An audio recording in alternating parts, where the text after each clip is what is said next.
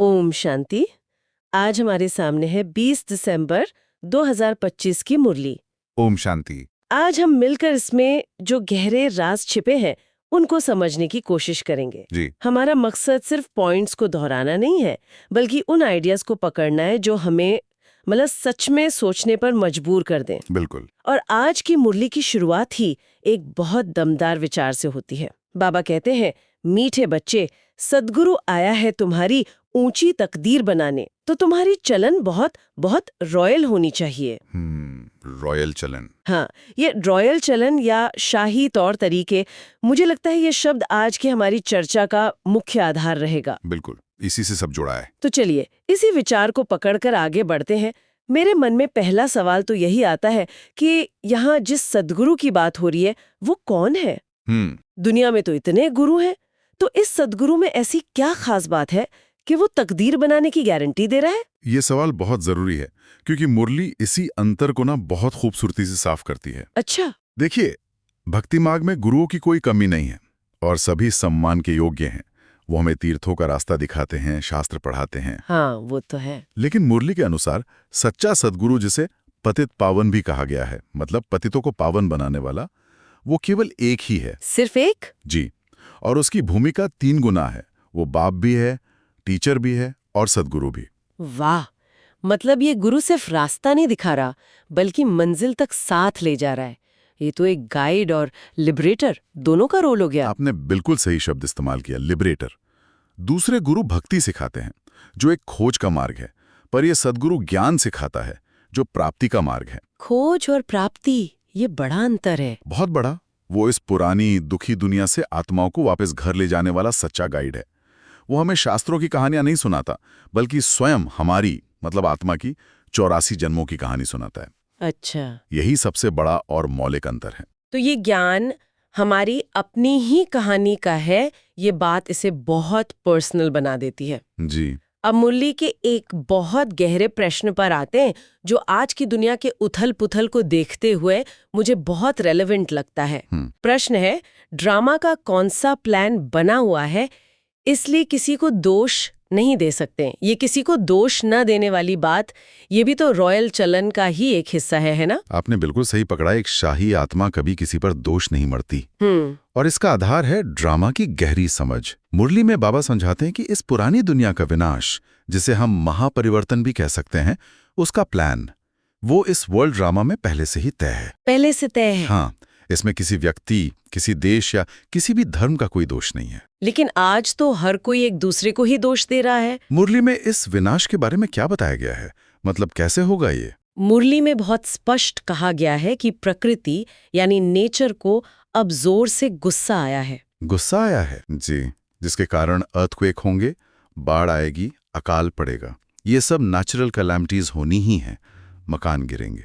बाप रे। और इसके साथ साथ मुरली में ये भी इशारा है कि बॉम्ब्स वगैरह भी विनाश का एक बड़ा कारण बनेंगे, लेकिन उनमें भी ट्रेजर, मतलब खजाना भरा हुआ है, जो बाद में काम आएगा। अच्छा। तो मुद्दा यह है कि ये सब घटनाएं ड्रामा में नोंद हैं, मतलब प्री रिकॉर्डेड हैं। इसलिए ज्ञानी आत्मा साक्षी होकर इन्हें देखती है, किसी को दोष नहीं देती।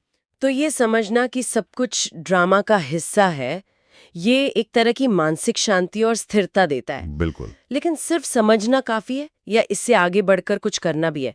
शायद यहीं पर बेहद के सन्यास का कॉन्सेप्ट आता है। जी। ये सिर्फ एक बौद्धिक समझ से ज्यादा एक प्रैक्टिकल स्टेप लगता है मुझे। एकदम सही।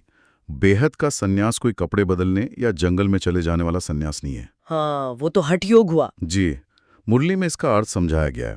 इस पूरी पुरानी दुनिया से अपनी बुद्धि का योग, अपना लगाव निकाल देना। मन से, बुद्धि से। बाबा एक बहुत अच्छा उदाहरण देते हैं। जैसे कोई मरीज जब बहुत सीरियस हो जाता है तो डॉक्टर और घर वाले भी उम्मीद छोड़ देते हैं। हाँ, सही बात है। वो फिजिकली तो वहां होता है, पर सब मान लेते हैं कि अब ये जाने वाला है। बस इस पुरानी दुनिया की हालत भी अब वैसी ही है। ये अपने अंतिम समय में है। इसको ऐसे भी समझ सकते हैं शायद कि जैसे हम किसी कंपनी से इस्तीफा देते हैं, तो हम फिजिकली तो शायद आखिरी दिन तक वहां होते हैं, लेकिन मेंटली हम वहां से निकल चुके होते हैं। बहुत सुंदर एनालॉग है। हमारा ध्यान अगली नौकरी पर, अगले भविष्य पर होता है। बिल्कुल। बेहद का सन्यास भी कुछ ऐसा ही है।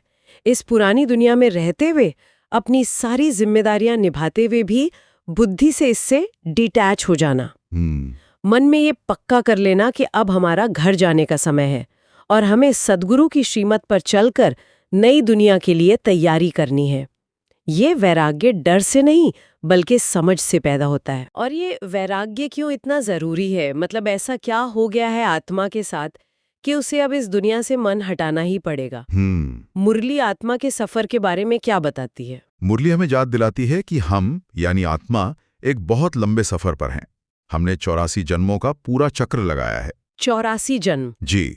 हर जन्म में हमारा शरीर, नाम, धर्म, देश, रिश्ते सब कुछ बदला, लेकिन वो एक मैं आत्मा वही रही। ये यात्रा शुरू हुई थी सतो प्रधान अवस्था से। एक मिनट यहाँ रुकते हैं।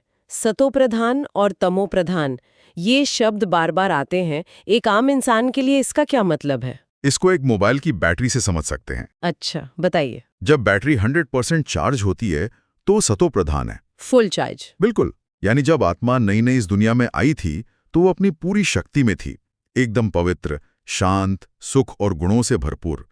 फिर 84 जन्मों का पाठ बजाते बजाते, दुनिया के सुख दुख भोगते भोगते उसकी एनर्जी धीरे धीरे कम होती गई, डिस्चार्ज होती गई। जी। और अब इस चक्र के अंत में वो तमो प्रधान अवस्था में है, मतलब बैटरी पूरी तरह डिस्चार्ज हो चुकी है, 1% पर आ गई है। आत्मा की शक्ति क्षीण हो गई है, वो विकारों के प्रभाव में है, इसीलिए अब उसे रिचार्जिंग की जरूरत है। वाह, ये बैटरी का उदाहरण तो से एकदम साफ कर देता है। तो मतलब ये जो वैराग्य की बात हो रही है वो इसलिए है क्योंकि इस डिस्चार्ज हो चुकी दुनिया में अब आत्मा के लिए कुछ बचा नहीं है। जी। और मुरली कहती है कि इस पूरे चक्र के आदि, मध्य और अंत के ज्ञान को जानना ही सच्ची पढ़ाई है। पढ़ाई? हाँ, पढ़ाई। और जो मनुष्य होकर भी इस ज्ञान को नहीं जानते उन्हें नास्तिक कहा गया है। नास्तिक मतलब जो स्वयं को यानी आत्मा को और अपने रचयिता यानी परमात्मा को नहीं जानता। आपने पढ़ाई शब्द का इस्तेमाल किया, ये बहुत दिलचस्प है क्योंकि आमतौर पर धर्म और अध्यात्म को आस्था या मान्यता से जोड़ा जाता है, पढ़ाई से नहीं। ये किस तरह की पढ़ाई है और इसका इम्तिहान क्या है? इसका लक्ष्य क्या है? ये एक आध्यात्मिक यूनिवर्सिटी है जिसका टीचर स्वयं परमपिता परमात्मा है। अच्छा। और ये पढ़ाई है मनुष्य से देवता, या और सटीक कहें तो नर से नारायण बनने की। इस पढ़ाई का लक्ष्य है आने वाले सतयुग की बादशाही यानी विश्व का राज्य प्राप्त करना। विश्व का राज्य? जी। मुरली में कहा गया है कि जैसे कोई IAS या किसी बड़े इम्तिहान की तैयारी करने वाले को अंदर से एक नशा, एक खुशी रहती है कि मैं पास होकर इतना बड़ा ऑफिसर बनूंगा। हाँ, एक उम्मीद रहती है। बिल्कुल।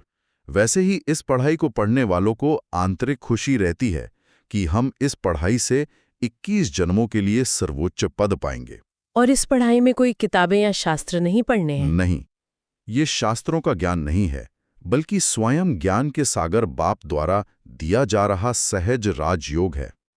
बाबा कहते हैं, लक्ष्मी नारायण जो सतयुग के पहले महाराजा महारानी थे, उन्होंने भी अपने पिछले जन्म में यही पढ़ाई पढ़कर वो पद पाया था। अच्छा। तो ये कोई नई बात नहीं है, ये हर 5000 साल बाद दोहराई जाने वाली पढ़ाई है। तो ये ज्ञान सिर्फ समझने या सुनने के लिए नहीं है, बल्कि एक पूरी परिवर्तन की प्रक्रिया है, एक ट्रांसफॉर्मेशन का प्रोसेस। बिल्कुल।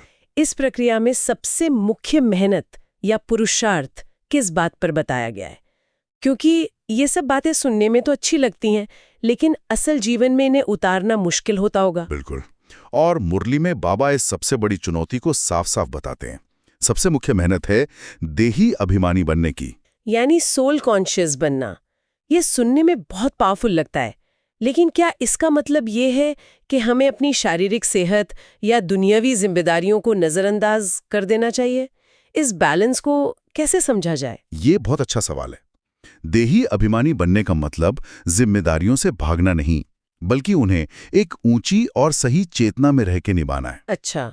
इसका मतलब है खुद को ये शरीर न समझकर इसके अंदर बैठी हुई चैतन्य शक्ति आत्मा समझना।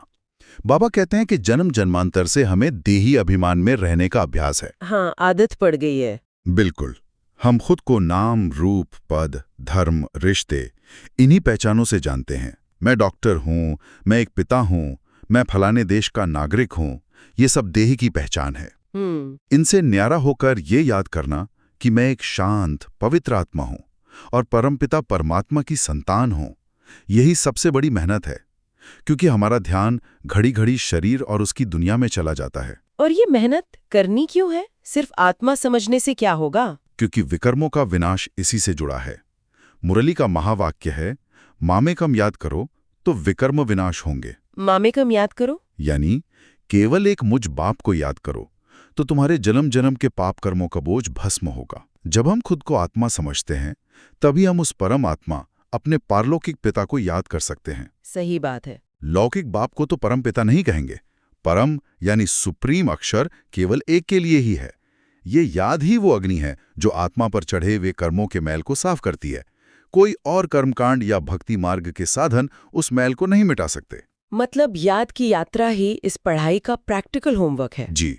अच्छा, याद के साथ साथ मुरली में सेवा का भी बहुत जिक्र आता है, खासतौर पे माला का दाना बनने के संदर्भ में। इसका इस पूरी प्रक्रिया में क्या रोल है? अगर याद करना आत्मा को चार्ज करने जैसा है, तो सेवा उस चार्ज हुई शक्ति को सही दिशा में इस्तेमाल करना है। अच्छा। माला का दाना वे बनते हैं जो बहुतों की सेवा कर उन्हें अपने समान बनाते हैं। यानी जो ज्ञान हमें मिला है उसे दूसरों तक पहुंचाना, उन्हें भी उनके सच्चे आत्मस्वरूप और परमपिता का परिचय देना। तो जो जितनी सेवा करेगा, जो जितनी ज्यादा रूहानी सेवा करता है, दूसरों को दुख और अशांति से निकालकर सुख शांति का रास्ता दिखाता है, वो उतना ऊंचा पद पाता है और विजयमाला में पिरोया जाता है। ये तो ज्ञान को पचाकर उसे बांटने वाली बात हो गई। जी। मुरली में सिख धर्म के ग्रंथों का भी उदाहरण दिया गया है, जैसे ग्रंथ साहिब और जप साहिब। हाँ। जिनमें एक साहिब को याद करने की बहुत महिमा है। बाबा कहते हैं उस एक साहिब यानी परमपिता को याद करने और दूसरों को उसका परिचय देने से 21 जन्मों का सुख मिलेगा। तो सेवा का असली अर्थ है हर आत्मा को उसके खोए हुए पिता का पता देना। आज की इस चर्चा से जो एक बड़ी बात निकल कर आ रही है वो ये है कि ये ज्ञान सिर्फ दुनिया के बदलने का इंतजार करने के लिए नहीं है, बल्कि रॉयल बनने का एक एक्टिव प्रोसेस है। बिल्कुल। चाहे वो ड्रामा को समझकर दोष मुक्त होना हो, देही अभिमानी बनकर अपनी आंतरिक स्थिति को मजबूत करना हो, या सेवा करके दूसरों को भी शक्तिशाली बनाना हो, हर सिद्धांत एक व्यक्तिगत परिवर्तन की मांग करता है। आपने पूरी चर्चा का सार निकाल दिया। ये पैसिव होकर बैठने का ज्ञान नहीं, बल्कि एक्टिव होकर खुद को बदलने का ज्ञान है। और अगर हम धारणा के लिए मुख्य सार की बात करें, तो मुरली में आज 2 बातें स्पष्ट रूप से कही गई हैं। क्या है वो? पहली, देह के नाम रूप से न्यारा होकर देही अभिमानी बनने का पूरा अभ्यास करना है और अपनी चलन इतनी रॉयल रखनी है कि हमारे कर्मों से बाप, टीचर, सदगुरु का नाम बदनाम ना हो। सही बात है। क्योंकि बच्चे अगर रॉयल नहीं चलेंगे तो दुनिया कहेगी कि इन्हें पढ़ाने वाला कैसा है। ये तो बहुत बड़ी जिम्मेदारी है।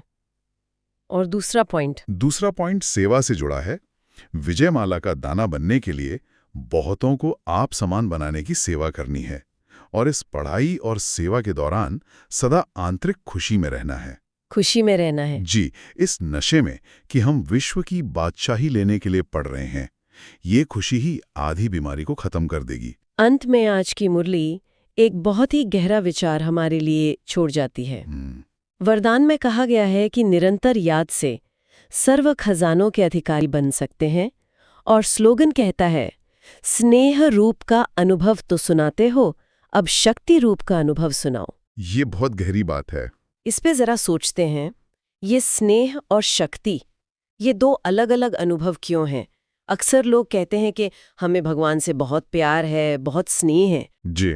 लेकिन मुरली कह रही है कि सिर्फ स्नेह का अनुभव सुनाना काफी नहीं, अब शक्ति का अनुभव करो और कराओ।